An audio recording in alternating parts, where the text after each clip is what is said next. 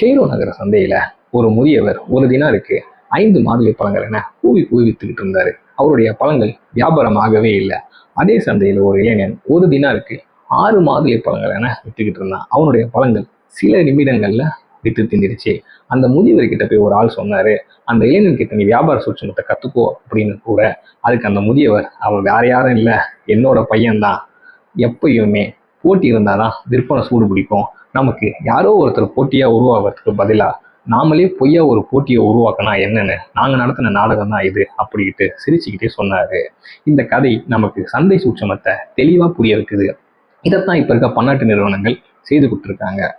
ஒரே நிறுவனம் பல விதமான பெயர்கள்ல குளிர்பானங்களை வைக்கிறாங்க.